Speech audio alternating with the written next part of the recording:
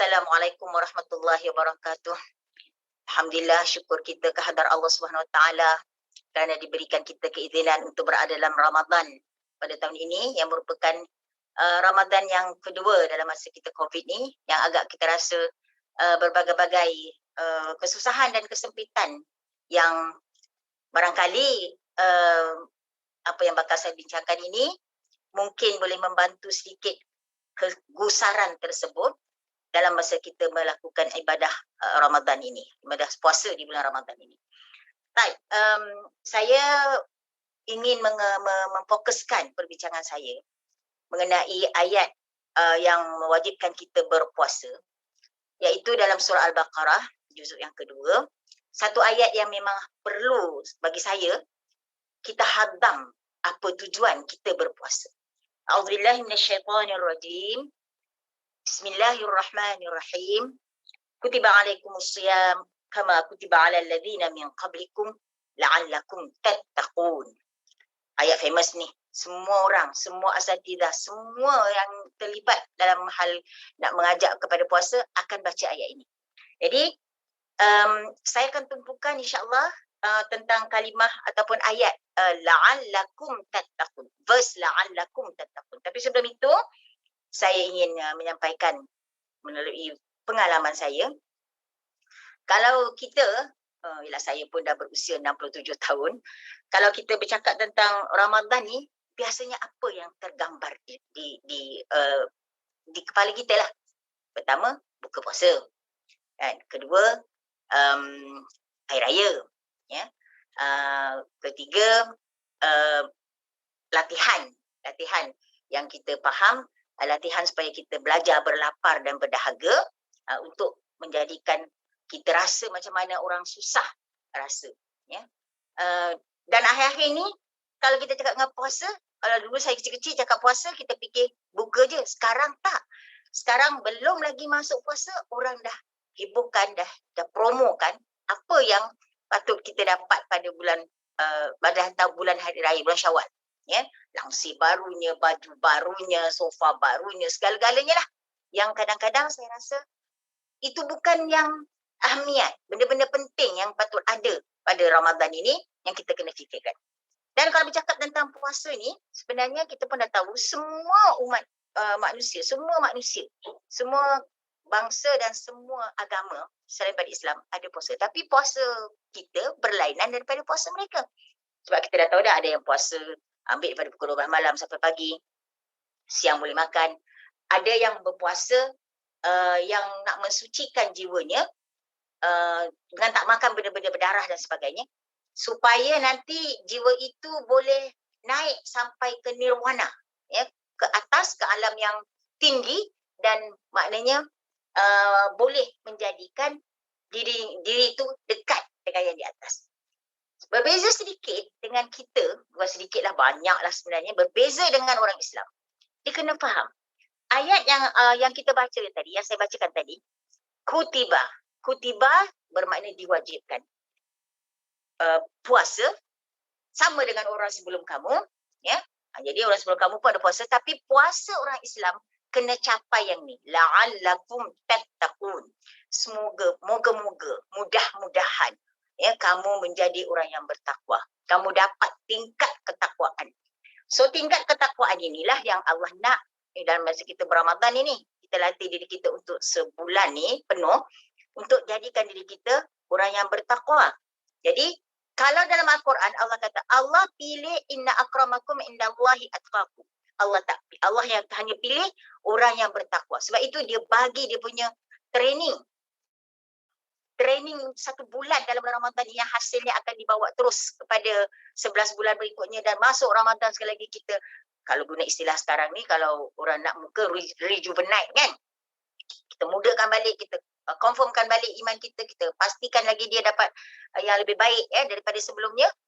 Selalu kita dengar orang kata, Sayyidina Ali kata hari ini patutnya lebih baik pada semalam kan, esok lebih baik pada hari ini. Jadi macam gitulah juga dengan puasa kita. Pada saat akhir kita berada ni, ketakwaan kita nak nilai sekarang ni, dapat tak kita capai dengan niat kita yang kita kata sahaja aku berpuasa esok hari di bulan Ramadan, ya, kerana Allah Ta'ala. Kerana Allah Ta'ala ini suatu yang memerlukan keikhlasan yang benar. Sebab Allah sebutkan dalam surah Al-Bayyinah, ya Allah ni nak yang mukhlisina lahuddin, yang buat kerja ni betul-betul kerana agama, kerana Allah. Kalau cakap agama tu Allah lah kan. Tapi apabila kita bincangkan tentang la'allakum tattaqun, mudah-mudahan kita ni jadi orang yang kamu jadi orang bertakwa. Sebab itu saya nak lampirkan dengan hadis Nabi SAW yang mengatakan, hadis kursi, semua amalan kita boleh kira. Ya, kita boleh kira sembahyang 5 waktu seorang dapat 1, tak tahulah nak kira darjat tu macam mana, tak kisahlah tapi kita boleh kira 1, sembahyang berjemaah dapat 7. Tapi puasa Allah kata apa? Allah kata apa? Hanya Allah saja yang boleh memberikan ganjarannya, atau Allah saja boleh beri markahnya. Lulus ke, gagal ke, ataupun atas pagar ke, itu hak Allah. Kerana apa? Kerana puasa ni suatu yang bukan main-main lah. Sesuatu yang bukan sambil-sambil, puasa sambil-sambil. Tak boleh. Bagi saya, puasa ini perlu menuju kepada matlamatnya atau maqasidut tasyri', iaitu orang yang bertakwa. Sebab ciri-ciri takwa ni, kalau ikut Sayyidina Ali, ada 4. Yang pertama sekali ialah al-khawfu minal jalil. Seorang tu dia benar-benar takutkan Allah. Jadi jiwanya dimerdekakan daripada takutkan manusia, takutkan rugi, takutkan hal-hal akan dia hilang dalam dunia ni. Takut, seperti yang sekarang kita takutkan, takutlah kalau kita tak vaksin nanti, ya, macam mana, dan saya bukan anti vaksin ya, saya teruskan. Kita maknanya merasakan bahawa ini satu yang ya nanti rezeki kita macam mana dalam keadaan COVID ni, ya. Padahal Allah dah didik kita daripada start kita wajib berpuasa. Saya nak sebutkan tentang ni. Kita jangan paksa anak-anak kita yang belum aqil dan baligh untuk puasa di Ramadan ini, kerana ada benda-benda yang sebenarnya kadang-kadang kita terlebih. Sebenarnya tak boleh terlebih. Dalam agama ni dia tak boleh terlebih dan tak boleh terkurang. Dia mesti ikut garis panduan. Ya, garis panduan yang telah ditetapkan ataupun piawaian yang ditentukan oleh Allah Subhanahu Wa Taala. Makanya yang pertama sekali al-khawfu minal jalil, ya. Takut betul-betul dengan Allah. Jadi merdekakan jiwa kita daripada, dan Ramadan ni kita dah tak makan banyak, kita kurangkan kita punya ketakutan nanti tak cantik lah, sebab berantak kurang air dalam badan, nanti kita akan jadi kurus, gelebek sana gelebek sini, sebagai contoh je lah. Kurang buang, bulan puasa ni kita buang, sebab apa pun yang kita buat dalam dunia ini sebenarnya kita sedang membina kehidupan kita yang kekal abadi di akhirat. Yang ni kita nak fahamkan, ya.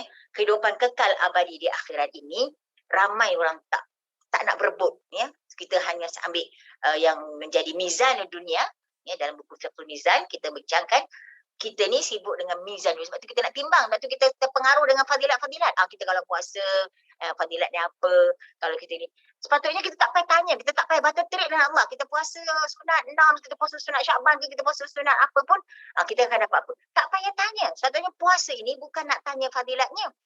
Aku boleh bina tak diri aku ni jadi orang bertakwa? Aku takut tak dengan markah yang Allah nak berikan? Adakah aku betul-betul ikhlas pada Allah? Ya, buat kerana Allah.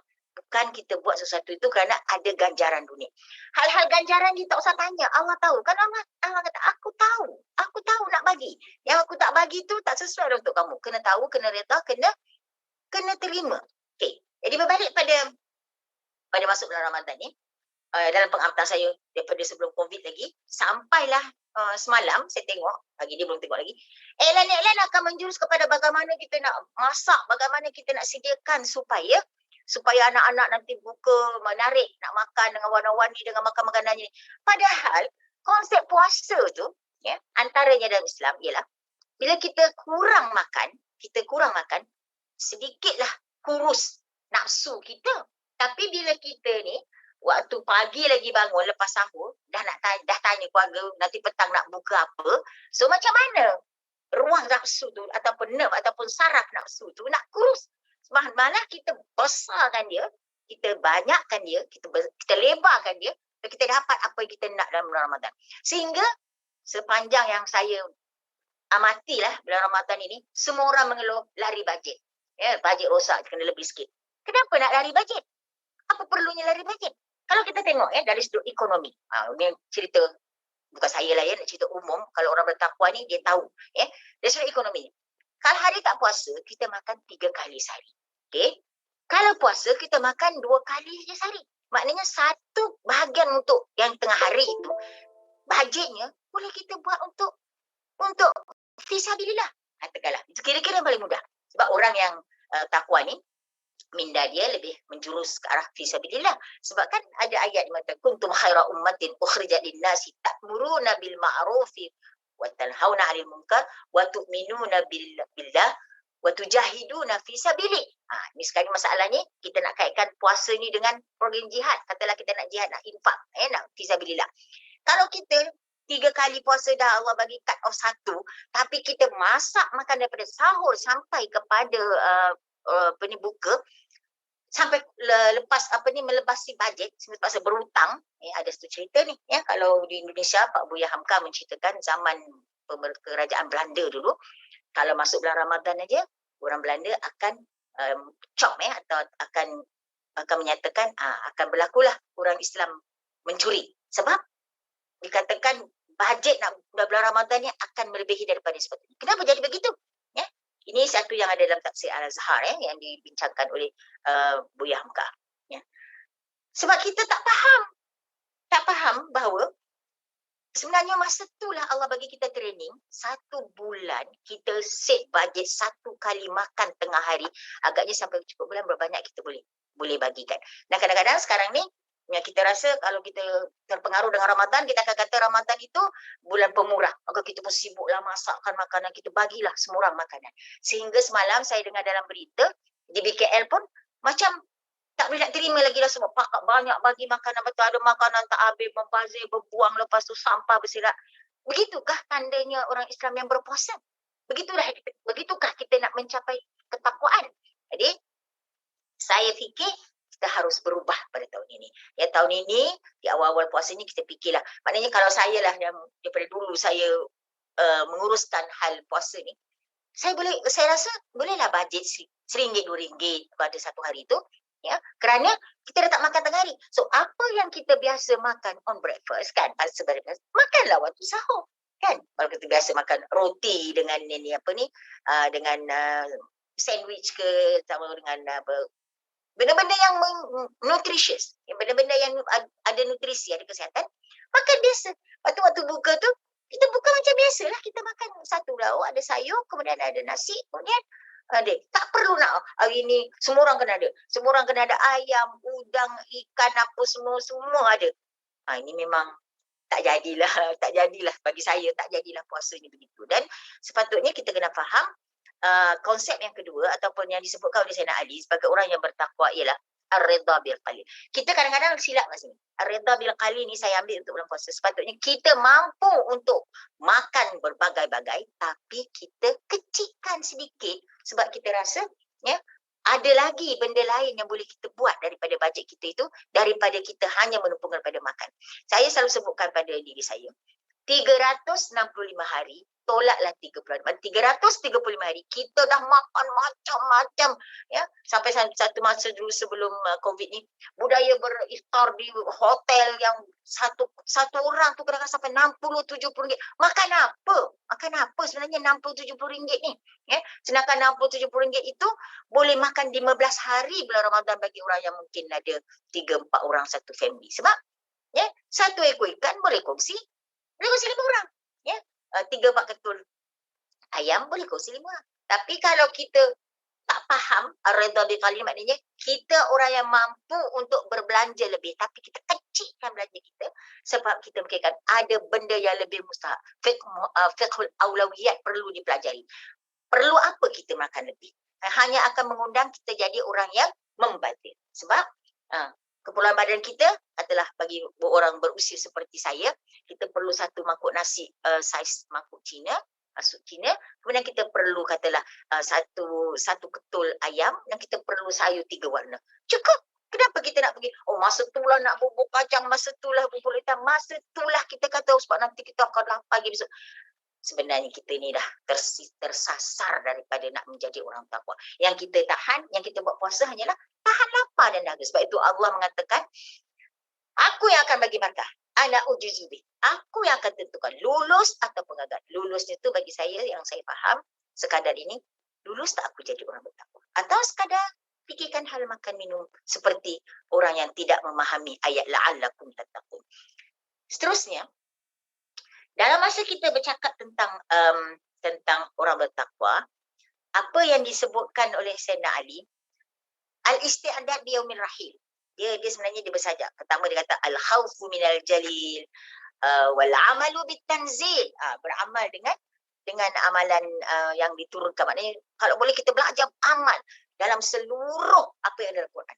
Sebab itulah sangat-sangat digalakkan kita bertadarus dalam bulan Ramadan. Tapi kalau daripada kecil yang kita dilatih supaya baca Quran Ramadan, akan dapat pahala banyak, itu tak dinafikan, lebih banyak daripada bulan-bulan biasa. Tapi yang satu ayat atau dua ayat yang kita baca tu, kenapa kita tadabbur? Kenapa kita buka tafsir? Terutamanya dalam bab puasa. Apa yang sebenarnya akan menghasilkan perubahan dalam hidup kita? Kalau tak ada perubahan, ya, kita dah habis Ramadan pun kita back to normal. So macam mana Allah nak kira ini hamba-Ku yang sebenarnya ibadur rahman ke ni? Ada ayat kan dalam surah Al-Furqan ayat 63 kalau tak salah saya, atau 68, ayat 63 ya. Ya, ibadur rahmanul ladzina yamshuna 'alal ardi hauna. Dia tak rasa hebat, tak rasanya. Kenapa? Sebab kehebatan sebenar ada pada Allah. Kita ni semua hamba-Nya perlu rasa rendah diri, perlu rasa sama rata, perlu rasa tiada beza, yang hidung mancung, hidung kemik, kulit putih, kulit hitam. Allah bagi peluang dalam Ramadan, dia buka ruang. Kamu, come on everybody. Siapapun kamu, ya. Aku buka ruang untuk ambil peluang jadi orang bertakwa, supaya tempat orang bertakwa yang kamu dapat ini bukan jalan-jalan tempat. Yes, insya-Allah kita orang Islam semuanya dijadikan insya-Allah akan masuk syurga. Tapi dalam ayat lain banyak, dalam surah Al-Mulk yang kita baca. Kenapa ada ayat? Ya, wa qalu law kunna nasma'u aw naqilu ma kunna min ashabis sa'ir, ya. Kalau dulu maknanya satu penyesalan berlaku. Ya, satu penyesalan di akhirat kerana kita tak buat betul-betul, tak buat sungguh-sungguh. Sedangkan Allah pesan dengan Nabi Yahya, ya Yahya, khudhil kitaba biquwah. Maknanya bukanlah wahai Yahya, kita kata wahai Nabi Yahya, peganglah, khudh, ambillah kitab ni, kitab yang ada diturunkan dengan kuat. Ini maknanya pegang betul-betul, jangan sampai jatuh, jangan sampai letak kat bumi. Bukan. Buat apa yang ada dalam Al-Quran ini sungguh-sungguh, ya. Betul-betul sampai kepada kehendak penciptanya. Ya, tapi kita faham kalau Quran tu kena pegang elok-elok. Saya tak nafikan itu bagus. Tapi isi, sebab itu tadarus ini yang diperlukan ialah apa yang perlu kita ambil, yang kalau Rewal 9 dia kata yang motan, ya, importantnya yang kita boleh bawa dalam keluarga kita, bawa kepada jiran kita, masyarakat kita, terusnya kepada negara kita, supaya perubahan berlaku, ya. Perubahan berlaku, katalah kita reform balik keluarga kita ni daripada, ya, benda-benda yang lara kepada benda yang sebenarnya baik. Jadi yang ketiganya ialah tadi yang disebutkan ialah al-amalu bitanzil. Jadi tadarus Ramadan ni satu peluang untuk kita memahami perintah-perintah Allah yang kita patut buat dengan sungguh-sungguh dan sedar. Yang mustahil ni sedar. Dan dalam Islam ni tak menolak akal, ya. Tak menolak, kita boleh berfikir, kita boleh maknanya tentukan, ya, kita nak buat apa, tak ada. Tak ada semasa kata, macam ni, sepatutnya macam ni. Sama. Sebab kalau kata ikut sunnah Nabi, okey, kena ikut macam mana Nabi. Nabi makan pakai tiga jari, simboliknya Nabi makan sikit. 3 jari nak ambil. Macam mana kan kalau kita makan nasi 3 jari? Tapi kita kata, sunnah Nabinya, kita pun makanlah. Mesti nak buka dengan kurma. Jadi saya tak nafikan baguslah kalau ada kurma. Tapi kalau orang yang tak ada kurma, jangan sampai dia rasa buka puasanya tak sah kalau tak ada kurma. Apa-apa pun boleh. Ya, kita makan yang akan membuka kita punya ni dengan rasa kita ni, inilah rezeki kita hari ni yang kita boleh, yang boleh kita melepaskan kita daripada puasa satu hari ni kepada berbuka puasa. Dan yang saya nak sebutkan, al-isti'adad yaumir rahim. Dia adalah orang bertakwa ni, dia get ready, always get ready, siap siaga untuk hari pemergiannya. Kita tak tahu, tak ada tanda, tak ada isyarat, tak ada deadline, tak ada expired date, tak ada waktu dikatakan kita akan pergi berjumpa dengan Allah. So, orang bertakwa dia akan hanya ingat, ya, kalau kata puasa mungkin ni puasa yang terakhir, jadi buat betul-betul tadi macam sedar diri yang tadi berkuah, sedar. Kalau makan pun sedar, bukan maknanya buat sesuatu tu untuk dunia saja, sebab mizanul dunia wa mizanul akhirah fihima farqun, ya, ba'id, ada perbezaan yang besar. Sebab mizan di akhirat ni kita tak boleh gambarkan, tak boleh letakkan sesuatu tu sama dengan dia tak ada, dia tak macam dunia, dia tak boleh sikit sebesar kuman pun tak boleh samakan, sebab Allah yang jadikan dia satu yang gaib. Lepas tu kita percaya kepada hari akhirat, percaya maknanya di sana kita bukan seperti di sini, ya. Jadi kita jangan sibuk fikir, nanti saya kalau bila nanti mati dapat tak saya bersama suami saya, sama keluarga saya. Ya, dalam Al-Quran memang ada sebut kamu boleh bersama dengan keluarga kamu dengan syarat kamu sama-sama ada dalam track yang sama. Maknanya kalau suami nak bina jadi orang bertakwa, isteri pun kena bina diri jadi orang bertakwa. Anak-anak pun jadi min dzurriyyatin pun orang bertakwa. Tapi kalau satu jalan kanan, satu lagi jalan kiri, saya kata saya mohon sama air raya minta maaf zahir batin. Tak mungkin, ya. Allah tidak begitu. Allah tidak zalim. Ya, Allah tidak zalim dengan. Akhir sekali, untuk membina diri orang takwa, saya ulang, pertama tadi ialah al-khawf minal jalil, kedua wal amalu bit tanzil, ketiga ar-ridha bil qalil, dan yang keempat tadi al-isti'dad yaumil akhir. Itu satu sajak yang disampaikan oleh Sayyidina Ali, cukup baik bagi saya, dengan nada yang betul-betul maknanya menyedarkan saya. Ya, saya harap kita semua sama-sama bahawa takut dengan Allah ni bukan benda-benda yang sambil-sambil. Satu yang serius, satu yang ialah kalau saya ambilkan kata-kata Syekh Muhammad Al-Ghazali dalam mengenai baca Quran ini pun, dia kata kita baca Quran, sahabat dulu pun baca Quran, umat dulu baca Quran, tapi mereka baca Quran, ya, mereka ikut standard Quran, sebab itu mereka naik tinggi sampai kepada standard yang dikehendaki oleh Allah. Amma nahnu, apapun kita sekarang, ya, kita rentap standard Quran tu, suruh ikut standard kita, sebab itulah kita jadi macam ni. Jadi saya bersyukur kerana saya diberi peluang untuk menyampaikan, walaupun mungkin tak sampai kepada apa yang dikehendaki oleh pihak penganjur, namun saya harap sedikit sebanyak saya dapat menyampaikan fikrah bahawa puasa ini adalah untuk membina atau untuk menjadi orang yang bertakwa. Jadi kalaulah kita faham ini, kita tak risau kalau kat dapur tak ada makanan ataupun tak siap baju raya ke apa, tak tukar nasi, kita tak risau, kerana orang bertakwa tumpuannya ialah al-khawfu minal jalil, dia takutkan Allah betul-betul, kemudian dia al-isti'dad li yaumir rahil, dia bersedia untuk hari matinya, dan ar-ridha bil qalil, kemudian al-amalu bit tanzil, beramal dengan yang ada dalam Al-Quran itu satu yang amat berat. Antaranya yang amat berat ialah tanhauna 'anil munkar, nak suruh orang jangan buat benda yang mungkar. Ta'muruna bil ma'ruf wa Hamka kata sangat mudah, kerana kita ajak je, kita bagi apa dia nak kita bagi, rasakan dia katalah kalau nak cuci kita, okey bolehlah dapat mainan ni, asalkan semayang penuh waktu, mudah dia akan semayang dan dia dapat. Tapi nak tanhauna 'anil munkar, untuk cegah orang buat maksiat, diperlukan tu'minuna billah. Dia diperlukan orang yang betul-betul iman dia dah sampai kepada al-khawfu minal.